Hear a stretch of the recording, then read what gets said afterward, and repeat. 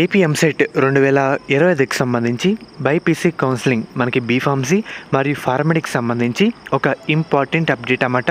Time చూసుకుంటే కరెక్ట్గా 12:07 అయితే కావడం జరిగింది. మనకి వెబ్ ఆప్షన్ అయితే ఓపెన్ చేశారన్నమాట. ఫార్మ్స్ అనే కాలంలో ఒకసారి దాని మీద ప్రెస్ చేస్తే మనకి మెయిన్గా ఇక్కడ 5వ పాయింట్ అయితే చూడండి, there is no fees reimbursement for self supporting colleges and అలాగే కోర్సెస్ అని చెప్పారన్నమాట. సో ఇది చాలా ఇంపార్టెంటు.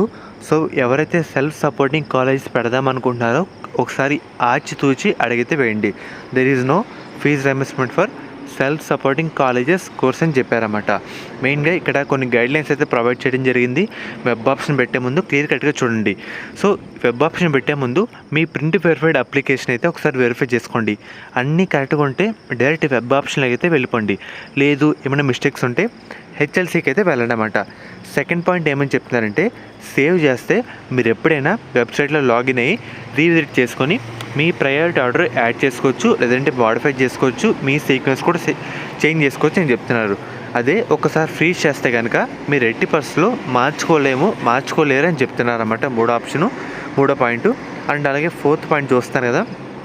సో మనకి ఏంటంటే చేంజ్ ఆఫ్ ఆప్షన్లు ఎప్పుడు 18వ తారీఖున మొత్తం కంప్లీట్ అయిపోయిన తర్వాత సేవ్ చేసిన లేదంటే ఫ్రీజ్ చేసిన ఆటోమేటిక్గా అందరు ఆప్షన్లు టైం అయితే అయిన తర్వాత అందరి ఫ్రీజ్ అయితే కావడం జరుగుతుంది. దాన్ని బట్టే మనకి సీట్ అయితే అలాట్మెంట్ అయితే చేస్తామని చెప్తున్నారన్నమాట. అండ్ అలాగే 6వ పాయింట్ కూడా, ఓటీపీ అయితే ఎవరికైతే షేర్ చేసుకోవద్దు, చాలా ఇంపార్టెంట్ అన్నమాట. మీ ఓటీపీ కూడా ఎవరికి షేర్ చేసుకోవద్దని చెప్తున్నారు. మెయిన్గా EAMCET hall ticket number enter చేసి డేట్ ఆఫ్ బర్త్ ఎంటర్ చేస్తే కనుక సబ్మిట్ అని కొడితే మీ రిజిస్టర్ అయిన నెంబర్కి ఓటీపీ అయితే రావడం జరుగుతుంది. దాని మీద ప్రెస్ చేస్తే డైరెక్ట్ వెబ్ ఆప్షన్ అయితే మనం పెట్టుకోవడానికి అవకాశం అయితే ఉంటుందన్నమాట. శాస్త్ర కాలేజ్ అన్నమాట. ఈ కాలేజ్ అయితే మనకి నెల్లూరులో అయితే ఉంది. వీళ్ళు ప్రొవైడ్ చేసే కోర్సుల విషయానికి వస్తే కనుక బీఫార్మసీ, ఫార్మాడీ మనకి గవర్నమెంట్ నుంచే 38,000 ఫీజు రియంబర్స్మెంట్ కాకుండా 20,000 కట్టి మనం ఈ కాలేజ్లో జాయిన్ అయితే అవ్వచ్చు. మనకి ముఖ్యంగా మేనేజ్మెంట్ సీట్స్ కూడా అందుబాటులో అయితే ఉన్నాయన్నమాట. మనకి మెయిన్గా 100% ప్లేస్మెంట్స్ అసిస్టెంట్ అయితే ఉందన్నమాట. మీరు డైరెక్ట్గా దీంట్లో ఒకే క్యాంపస్లో వేరు బిల్డింగ్స్లో అయితే ఉన్నాయి. అమ్మాయిలకి సేఫ్టీ పరంగా Sahasra college of pharmaceutical science for women అనే కాలేజ్ అయితే ఉంది. అండ్ అలాగే మనకి కో ఎడ్యుకేషన్ కూడా ఉందన్నమాట.